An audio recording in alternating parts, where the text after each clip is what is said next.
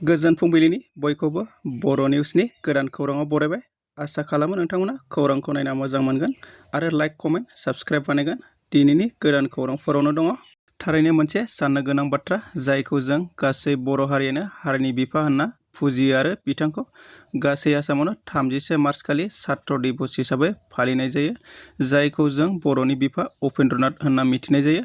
मैया मुसलपुरनि गोजोनपुरि पार्कआव उदाङै गसंना थानाय बड'फानि मुसुखाखौ सोरबा सिनाय मोनै मानसिफोरा बुख्लानानै गालांदों।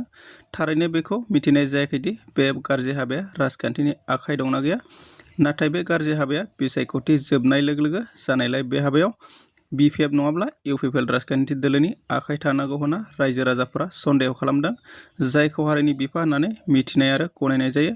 जाय सुबुङा बुहुमनि बर'फोरखौ खौसे खालामलांदोंमोन, बे सुबुंखौ सिनाय रोङै आरो असनमान खालामनाया थारैनो गनायथाव नङा आरो बे हाबाखौ मावगिरिया जोलैनि हांगार। बे गाज्रि हाबायाव लोब्बा थानाय दायनिगिरिखौ मा राहा लागोन, सोर राहा लागोन, बेखौ समाजा फोरमायसिगोन।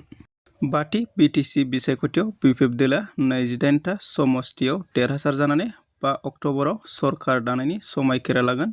बेनिखायनो बिटिसिनि उलेमा काउन्सिलआ बिपिएफ हान्जानिफ्राय देरहासार जानाय मुसलमान बैजाथिनिफ्राय गोदान बिटिसि सरकाराव 3 एम आरो सासे नमिनेटेड एमसिएलए थिसननो दाबि देखायदों होननानै खौरां मोन्नाय जादों। आइसिआर आइरि आसामनि बानजायनायाव स्वच्छ भारत अभियान हाबाफारि लादों। माहारियारि बिफा महात्मा गान्धीनि जोनोम सानखौ लोब्बा लाखिनानै आइसिआर आइरि आसामनि बानजायनायाव स्वच्छ भारत अभियान हाबाफारि लागासिनो। बे हाबाफारिखौ 15 सेप्तेम्बरनिफ्राय 1 अक्ट'बरसिम लानाय जागोन होननानै नडल अफिसार जितेन्द्र सिंह गेटआ फोरमायो आरो बिथाङा बुंबावदोंदि बे हाबाफारिखौ फरायसालिनिफ्राय लानानै हाथाइ नोगोर, धोरोमसालि आरो रेल स्टेशनफोराव लानाय जागोन होननानै खौरां मोन्नाय जादों।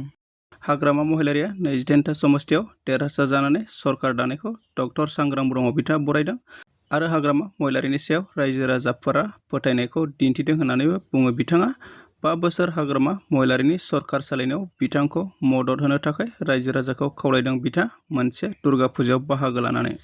गोसो जायो मोनसे जुनियारि हाबाफारि, समाजनि मदद गैजायै दुखुथियानि गोरबोआव मिजिं साहसनि देंखो राननो होनो आरो मिथिंगाखौ रैखाथि होनो दिनै उदालगुरि जिल्लानि डिमाकुसि कलिकाता गुदि फरायसालियाव गोसो जायो मुंनि मोनसे एखुथा आफाद दानाय जायो।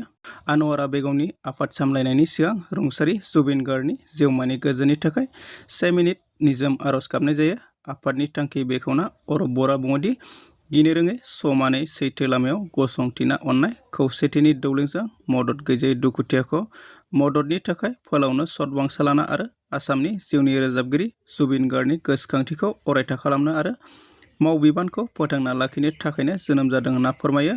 आफादाव समाज सिबियारि मुफासिन खान, नबजित देखा, जतिन मिडिया जुबिन गार्गनि मावबिबाननि बागै बिबुंथि लाखियो, लोगोसेनो सुबुंनि महरगिरि जुबिन गार्गनि न्याय होनो सरकारखौ दाबि खालामो।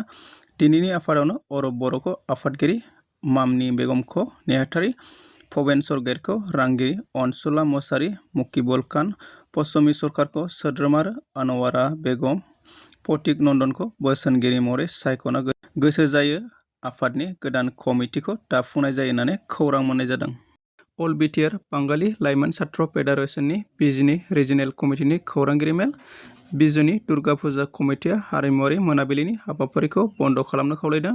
आफादनि खावलायनायनि उनाव बिजुनि बरखालि दुर्गा फुजा आफाद, बिजुनि मिलिजुलि संघ आरो बिजुनि स्वामी बिबेकानन्द संघनि हारिमुआरि मोनाबिलिनि हाबाफारिखौ केन्सेल खालामनाय जादों। लोगोसे आसामनि गासै सुबुंफोरानो जुबिन गार्गनि रुंसारि जानायाव दुखु फोरमायदों। बेखौ नोजोर होनानै बिजिनि रिजिनेल फरायसा आफादा मुंदांखा महरगिरि जुबिन गार्गखौ मान बावनानै दुर्गा फुजा फोरबोनि समाव डिजे दामनायनिफ्राय जानगाराव थानो बिजिनि महकुमानि मोनफ्रोमबो दुर्गा फुजानि सामलायगिरिफोरखौ खावलायदों। बे बाथ्राखौ लानानै फरायसा आफादा समबारखालि चिराङाव थानाय बिजिनि ओनसोलारि फरायसा आफादनि मावख'आव मोनसे खौरांगिरि मेल खुंफुंदों। दासिमनि खौराङा एसेनोसै। अन्नानै खौरांखौ मोजां मोनदोंबा लाइक, कमेन्ट, शेयार आरो साबस्क्राइब बानायदो।